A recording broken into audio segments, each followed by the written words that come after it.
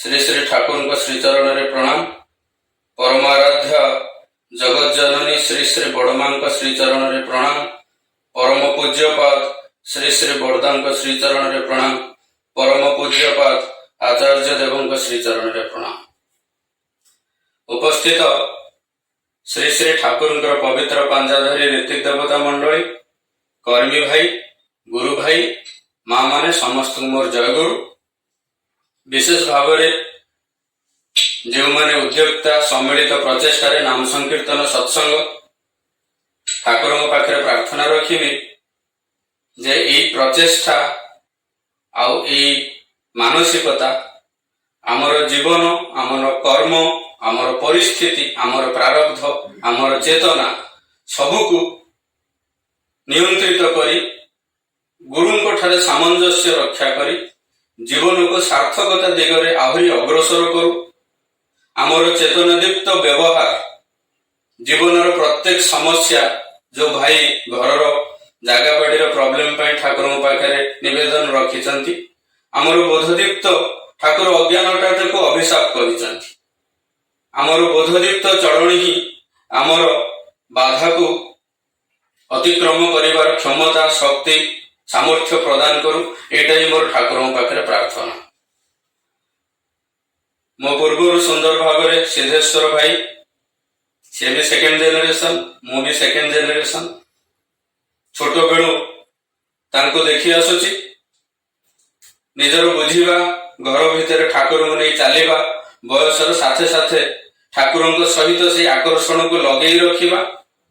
कर्म निजक नियोजित करने भितर दे से चिंता बोध और परिस्थिति को नहीं किसी कथा ठाकुर को नहीं रखुले। तेबे कथारू जहाँ आम बुझिलु एठी गोटे विशेष घटना होउची जे अधिकांश वयोज्येष्ठ कर्मी माने सत्संग उपस्थित अछंती।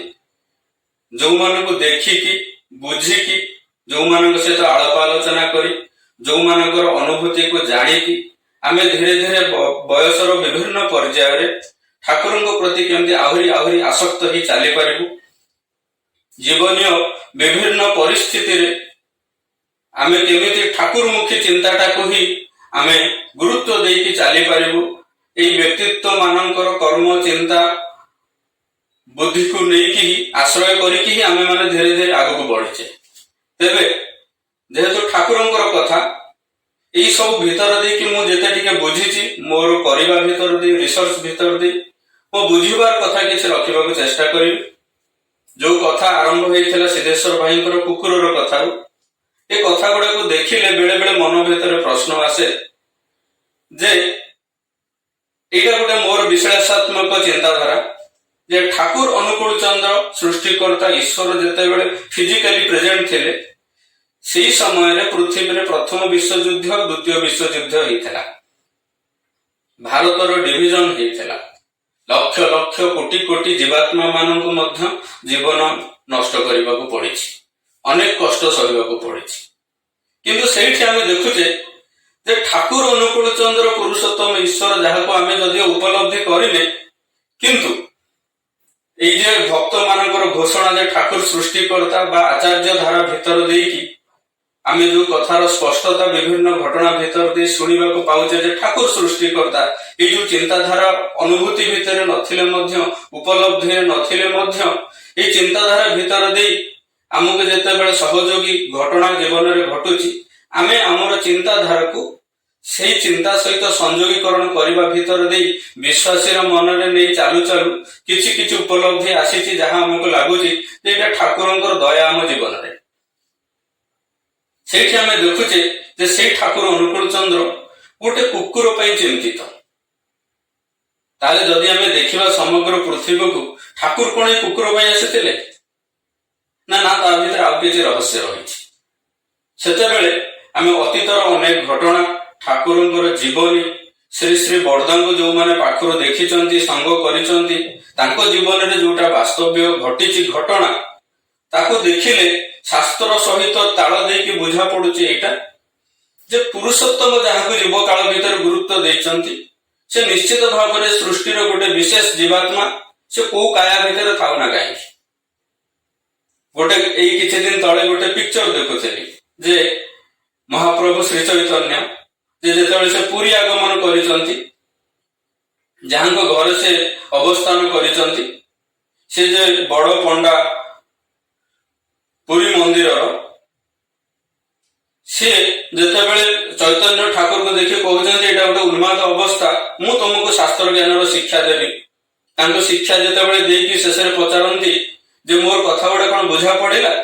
तो सेतेबले चैतन्य ठाकुर से भ्रम को भंग करी कहते तुम्हें हूँ मायावादी सब जिनिस को मिथ्या करी तोड़ीच धर्मर शास्त्र अपप्रचार कर मानव सभ्यतार क्षति कर अहम को लगिला राति सारा सोई पारि नांती एवं राति जो निद होनी भोर भोर हो से देखुंट जे चैतन्य ठाकुर आसिकी विशेष स्वरूप दर्शन देइचंती एवं ता किछि समय पर देखुंट कई जन कबाट ठक ठक करुछि खोलुचंती देखुंट जे चैतन्य ठाकुर महाप्रसाद नहीं आसीचंती आ कहउचंती जे तुम्हें काली राति रे जे उपास सोइल सेटा मते सह्य हेलानी सेति भोर भोर महाप्रसाद नहीं आसीछि कहिबार अर्थ होला एठी आमे देखुचे जनक पई से व्यस्त पुणी देखुचे पृथ्वी रे अनेक लोकंकर अनेक किछि घटी जाउची जदि से विश्व आत्मा सर्वचेतनर अधिकारी सी ही सृष्टिकर्ता ईश्वर ताले सब किछि तांको धारणा भितर थिले मध्य गुरुत्वटा समस्त पई भिन्न भिन्न बोली जणा पडुची ता माने हमको एटा बोध होउची जे एई जे गुरुंकर आज्ञार चक्र भितर रहिबा बा आज्ञा चक्र भितर रहिबा गुरुंकर गुरुत्वर भितर रहिबा को हेले हमको विशेष भाव जो दीक्षार मौलिक जिनस दिया जायछि ताको अभ्यास करबा साथे साथे बहुत किछि भाव रिसर्च भी करबा को पड़िबो जदि हमें देखिबा ठाकुरंकर 22 आलोचना प्रसंगे बाहर चली जाए हमें पढ़िने ताको ठीक से बहुत किछि ठाकुरंकर कथा जानिने ठाकुर किए तांको कथा न पढ़िले सेटा जना पड़िबनी जे से हम कोन कहबा को चाहछे जोटा आज धीरे धीरे एटा बुझा पड़ुछि मु का आक्षेप करी कथाटा कहनी मोर जे बोध मु सेटा ही कहूछि कोनटा जे हमें जानिनु who he knows not that he knows not जो कथाटा श्री श्री बर्दा सॉक्रेटिस कर कहंती आज एते काम करबा को चेष्टा करबा जगु पाखर तांको देखि सेवा देबा को चेष्टा करबा जगु विभिन्न घात प्रतिघात भितर जीवनर परिवर्तित समय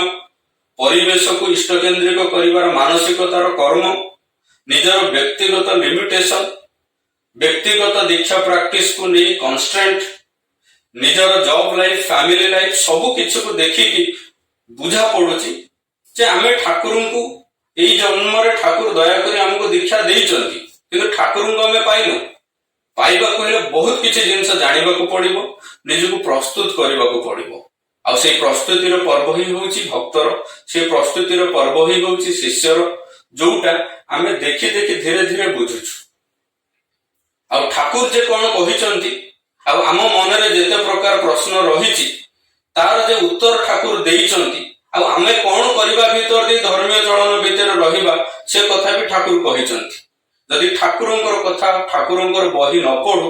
ताले आजिर आचार्य जे कोन कहउछन आमे किछि ताळ रखि पारिबोनी सेते बेले हुए तो सामूहिक भावनात्मकता जो किछि करि पारु किंतु ठाकुर आमको जो धर्मीय जीवन कथा कहते एटा गोटे निरंतर चलिबार गति तेबे भी आम इतिहास अनेक घटना देखिले बड़ भ्रमित होउछु चिंतार पड़ुछु जे ना आम करिबाटा सेते पर्यंत भी जाइनी एई किछि समय पूर्व गोटे बही पढुतली जे समस्त घटनाटा जानती जे राजा भारत जहां नारे भारत वर्ष होइछि से जीवन रे एते सत्कर्म करिकी जंगल रे जे तपस्या साधना करिकी भी शेष मुहूर्त रे गोटे हरिण छुआ प्रति आसक्त हेले बेली तांकर मरिबा समय रे जेहेतु चिंता हरिण पाखरे केंद्रायित होइथिला पर जन्म रे से हरिण होइके जन्म हेले ठाकुर जदि सृष्टिकर्ता ईश्वर तांकर नियम सृष्टि आरंभ रु ही अछि जेते वेद शास्त्र जहा किछि पढुना काई सब भितर ही जे ठाकुरंकर कथा रहिछि सेटा ठाकुरंग बही पढिकी ठाकुरंग नजर रे सब जिंस को देखिलाटो तार सामंजस्य कोठी संगति कोठी किछि किछि हमें बुझी पारुछु ताहले एई जो घटनाटा एटा गोटे सत्य घटना जहा हमर अतीत रे इतिहास रे घटिछि आमे ठाकुरंग पाइछु किंतु ये ठाकुर आमको शिखेले जे आमर चरम प्राप्ति हूँ ठाकुर प्राप्ति। आमर सबु कर्मर केंद्र आसक्ति जोटा ठाकुर सत्यानुसरण लिखिले जे आदर्श प्रति आसक्तिटा ही आमर अभ्यास गोटे मूल केंद्र जहाँ भीतर देकी आमर आत्मनियंत्रण हो, आमर बोध फिटिबा हो, आमर चेतना फिटिबा हो बा निरंतर लगी रहिबार गोटे सहज उपाय। कहीं मनीष कंफर्ट जोन भीतर दे ही बंचुची। ये कंफर्ट जोन सहित निजर व्यक्तिगत स्वार्थ सहित इष्टंकर स्वार्थटा जे मोर स्वार्थ एटा जे जते टिके बुझीची। आमे सत्संगर इतिहास से व्यक्तित्व मान को देखुचे जे बुढ़ा बयस भी आमे देखुचे समाज अन्य लोक माने रिटायरमेंट पर खाई पी बसिकी टीवी देखिकी अननेसेसरी ह्यूमन रिसोर्स गुड़ा को नष्ट कर आमे ठाकुरंकर रीतिक मान को देखुचे अनेक बयस हेलानी जेते बयस बढ़ुची मनरे आनंद खुशी सेते अधिका। जेते बयस बढ़ुची तांकर सक्रियता सेते बढ़ीची। जेते बयस बढ़ीची सेते सेते सी आहुरी सक्रिय हेकी इष्टार्थे निजको विनियोग करके निजको आहुरी सक्रिय करिसंती। ताहले जे इष्ट स्वार्थ भीतर दी आमे देखुचे बहुत धनिक श्रेणीर व्यक्तित्व है बहुत हेल्थ कॉन्शियस बहुत किसी गोटे बयस पर से अशक्त हो पड़ुଛନ୍ତି कहीं पाखे संचित शक्ति सामर्थ्य चेतना को से उपयुक्त भाव में विनियोग कर देखुचे जे आचार्य कथा ना हो इष्ट स्वार्थ ना जिते आम आत्मनिवेदन कर काम करुचे अजानत आमर सुस्थता आमर सक्रियता आमर व्यक्तित्व को एते भाव आनंदित करिछि सक्रिय करिछि सुस्थ करिछि जहाको कंपेयर करिले गोटे लॉन्ग पीरियड पर बुझा पड़ुछि जे ठाकुरन को स्वार्थ करी चलीबा भीतर दे अजानत आम जीवन स्वार्थ गुड़ा केमती परिपूरित होउछि। वे तो ठाकुर सृष्टि करता आमे तार प्रमाण करि परिबानी आचार्य को दर्शन करिले भी आचार्य ठाकुरंकर विधान रे जो जो कथा कहा जाइछि किए केतेटा आचरण भीतर दे आनिछि ताहा करिबा भीतर दे कि जे तार बुझिया कथा बुझिचंती जेते करूचे सेते भीतर फांका। मु शुणिछि जे आचार्य देव गोटे कथा कहती जे जत जानबी तत ज्वाला ये कथाटा श्री श्री ठाकुर केष्टदा को कहिथिले जेहेतु केष्टदांकर प्रचंड बही पढ़िबार आकांक्षा थिला बहुत बही पढ़ी बहुत किछि जानुथिले आहुरी आहुरी कथा ठाकुर को पचाउथिले बहुत किछि परे गोटे दिन ठाकुर ये कथा केष्टदा को कहिथिले किंतु बेले बेले आमे ताको मिस इंटरप्रेट करि बोझु ता माने आमे बही पढ़िबा कथा न एबे मु किछि दिन तळे गोटे एनालिसिस रु देखुतली केष्टदांक जीवन रे जो प्रकार बही पढ़िबार माने प्रचंडता आमे देखु जहा आमे पूज्यपाद श्री श्री दादांको मुहर सुनिछु जे से ठाकुर तांको एग्जांपल देई कहंती जे दादू केष्टदांक परिका बही पढ़िबार कथा श्री श्री ठाकुर केष्टदांको प्रेरणा दबार कथा सुनिछु। आज आमे जेतबे टिके टिके बुद्धि फिटिलानी एते दिन धरि अभ्यास करिया भीतर दे आहुरी आहुरी ठाकुरंको कथा को गभीर भाव में जानिके निजर प्रत्ययटा को उज्जवल करने को प्रचेषा नहीं जिते चलुचु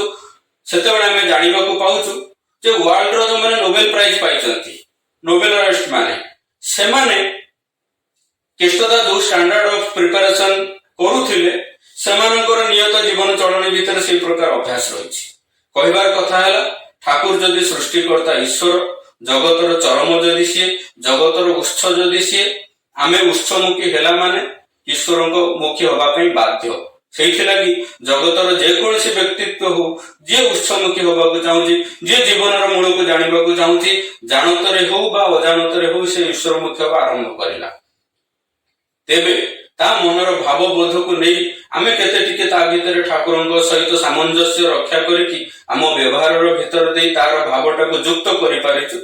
सेटा ही साधना बा सेटा ही जाजन सेटा ही आत्मनियंत्रण जहाँ आमे ठाकुरंक बही पढ़िकी आचार्य को देखिकी एते एते कर्मी मान जीवन विभिन्न घटना देखी शिखुछु अभ्यास करुछु जे जदि जीवन रे एते काम आम वयस्क कर्मी मान जदि देखिबा चाकरी करुचंती परिवार कथा बुझुचंती एते एते मंदिर केंद्र दायित्व नौचंती जो मान दीक्षा देचन से गुरु भाई मानकर कथा भी बुझुचंती देखिले बड़ा आश्चर्य लगे जे केते सहज सीमित जीवन आमर किंतु आमे जे ठाकुर को भल पाई अजानतरे आमर क्षमतार एते एते जिनिस परिवार अभ्यासरत रहीचु तेणु बुझा पड़ुची जे ये अभ्यास ही निरंतर भाव में चलिकी जदि आमर अंतर चेतना और भावना को इष्टार्थ करके रखी ତାହେଲେ ନିଶ୍ଚିତ ଭାବରେ ଗୋଟେ ଦିବ୍ୟ ପ୍ରାପ୍ତିର ମାନେ ଦିବ୍ୟ ଚେତନାର ଆମେ ଅଧିକାରୀ ହବୁ। ଆଉ କ୍ରମେ କ୍ରମେ ସେଇଟା ହିଁ ଆମ ଜୀବନରେ ଜଣା ପଡୁଛି ଯେ ସାଧାରଣ ଲୋକର ଜୀବନ ଦୁଃଖ କଷ୍ଟ ଯନ୍ତ୍ରଣାକୁ ପ୍ରାୟୋରିଟି ଦେଇ ଚାଲୁଥିଲା ବେଳେ ଆମେ ବି ସାଧାରଣ ମଣିଷ, ଆମ ଜୀବନରେ ବି ସବୁ କିଛି ରହିଛି, ତଥାପି ଆମର ପ୍ରାୟୋରିଟି ଠାକୁର, ଆମର ପ୍ରାୟୋରିଟି ଆଚାର୍ଯ୍ୟ ଦେବ, ଆମର ପ୍ରାୟୋରିଟି ସତ୍ସଙ୍ଗ, ଆମର ପ୍ରାୟୋରିଟି ସବୁ ଭିତରେ ମଧ୍ୟ ଇଷ୍ଟ କର୍ମ ଏବଂ ଗୁରୁ ଭାଇ। ଏଇ ଯୋଉ ଆତ୍ମବିନ୍ୟାସ ଏଇ ସାଧାରଣ ମଣିଷ ଜୀବନରେ ଘଟିଛି, ସେଇଥିରୁ ହିଁ ବୁଝା ପଡୁଛି ଯେ ଏଇ ବର୍ଷ ଭିତରେ ଏଇ ପରିବେଶ ଭିତରେ ଠାକୁର ଦୟାକରି ଆମକୁ କେତେ କେତେ ଭାବରେ ଅଗ୍ରସର କରିଦେବା ପାଇଁ ଗୋଟେ ସୁଯୋଗ ଦେଇଛନ୍ତି। ଯଦି ଆମେ ଯଥେଷ୍ଟ ଭାବରେ ବ୍ୟକ୍ତିଗତ ସ୍ତରରେ ଦୀକ୍ଷା ପାଳନ ସହିତ ରିସର୍ଚ୍ଚ କରୁ, ତାହେଲେ ଯୋଉଟା ମୋର ବ୍ୟକ୍ତିଗତ ବୋଧ, এই ବୋଧ ଗୁଡାକ ଆହୁରି ସ୍ପଷ୍ଟ ହବ। କାରଣ ଯେପର୍ଯ୍ୟନ୍ତ ପ୍ରତ୍ୟହ ଜାଗ୍ରତ ନ ହେଇଛି, ଦୁର୍ବଳ ପରିସ୍ଥିତି ଆସିଲେ ଆମେ କିନ୍ତୁ ଠାକୁରଙ୍କୁ ନେଇ ଚାଲିପାରିବୁନି।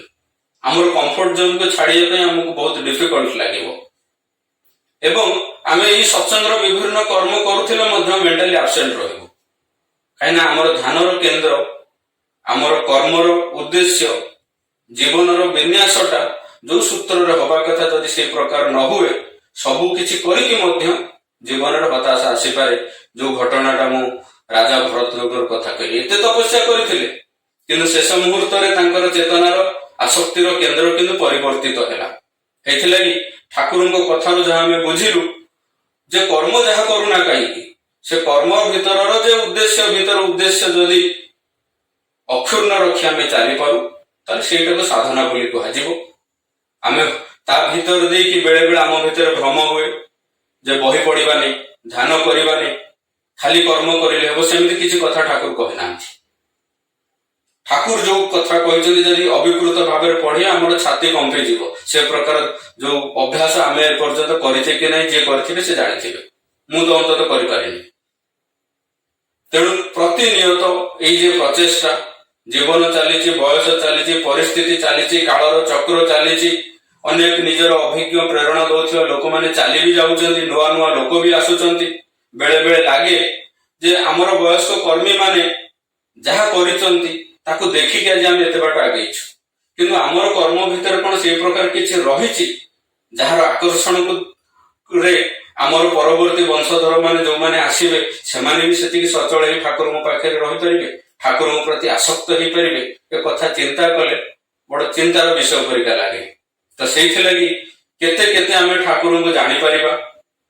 ଆଚାର୍ଯ୍ୟଙ୍କର କଥା କହୁଥିଲେ, ଆଚାର୍ଯ୍ୟ ତ ଅଛନ୍ତି,